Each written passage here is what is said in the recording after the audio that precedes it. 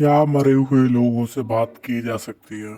जी हाँ, की जा सकती है। इसका एक प्रमाण मैं आपके सामने प्रस्तुत कर रहा हूँ।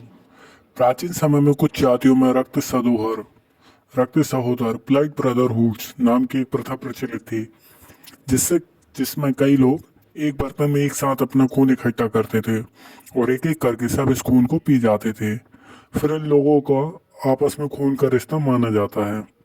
उनका मानना था कि इस क्रिया से हमारे अंदर के सूक्ष्म शरीर आत्मा का मिलन हो चुका है, क्योंकि खून में विशेष तरह के गुण होते हैं। और एक बार यदि दो लोगों के बीच आत्मा का मिलन हो चुका है, तो मरने के बाद भी वो रिश्ता खत्म नहीं होता, और मरने के बाद भी वो ध्यान द्वारा एक दूसरे से बातें कर सकते हैं। तिब्बत में, जो हमारे पास भारत के पास में तिब्बत, पहले वो भारत में आता था, अब तिब्बत दूसरी जगह तिब्बत ही आने लगा।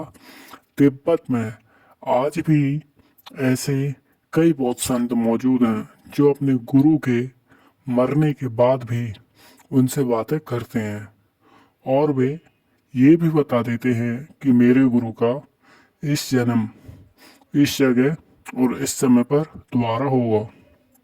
इस जन्म में इस जगह और इस समय पर दोबारा होगा। दोस्तों, भारत में, जो अपना भारत है उस भारत की बात करो दोस्तों। भारत में आपने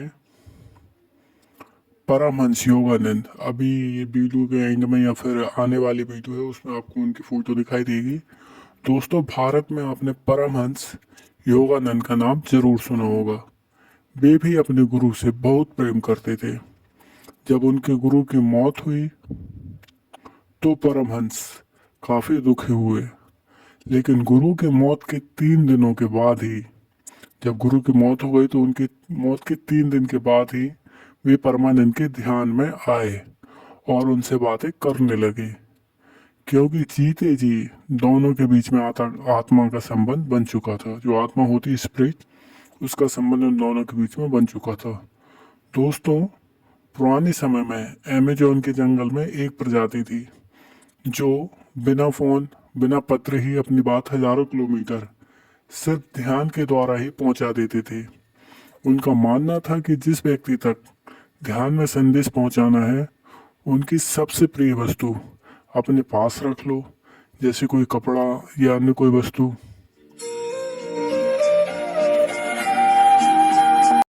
क्योंकि किसी की भी प्रिय वस्तु, कपड़ा या अन्य कोई वस्तु, जो उनकी प्रिय वस्तु रहती है में उनकी ऊर्जा रहती है, उनकी महक, उनकी प्रभा, उनके स्पंदन मौजूद होते हैं, जिसे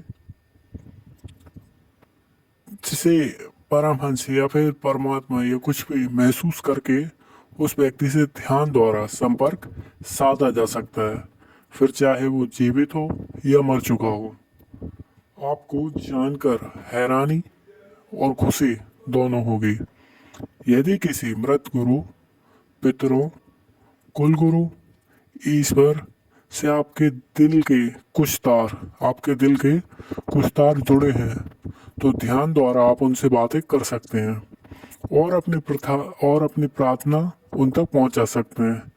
इसलिए आप हर दिन प्रार्थना करो, ध्यान करो, क्योंकि ध्यान द्वारा आप सीधे ही संपर्क आपके परमात्मा, आपके गुरु से हो रहा है ध्यान के द्वारा, और ध्यान से ही आपको ऊर्जा मिलेगी, और जिससे कि ऊर्जा आपको निश्चित ही मिलेगी ध्यान द्वारा।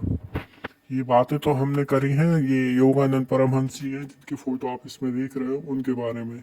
ये काफ़ी टैलेंटेड माने जाते हैं, काफ़ी इंटेलिजेंट है, और हमारे भारत के जितने भी गुरु हैं, जितने भी आत्मज्ञान वाले व्यक्ति हैं, सभी टैलेंटेड और सभी ग्रेट मैन कह सकते हैं, महान आदमी, क्योंकि इनके सानिध्य में हर व्यक्ति सुधर सकता है। बस भारत में कई सारे व्यक्ति टैलेंटेड पाए जाते तो भारत के लोगों को उनकी कद्र नहीं होती, पर अगर कोई टैलेंटेड व्यक्ति फॉरेन चले जाए या फिर कहीं बाहर चले जाएं, बाहर जाकर वो अपना हुनर दिखाते हैं, फिर बाहर के व्यक्ति उनको अप्लाई करते हैं, टैलेंटेड बनते हैं, फिर वो इंडिया आते हैं तो फिर इंडिया के लोग उधर जाने लगते हैं। ये नहीं कि भारत भारत में हो तो आप भारत के व्यक्तियों की इज्जत करो। भारत में काफ़ी योग्यता वाले व्यक्ति हैं, पर यहाँ क्या, लोगों के अंदर सेंस ही नहीं है, कॉमन सेंस ही नहीं है।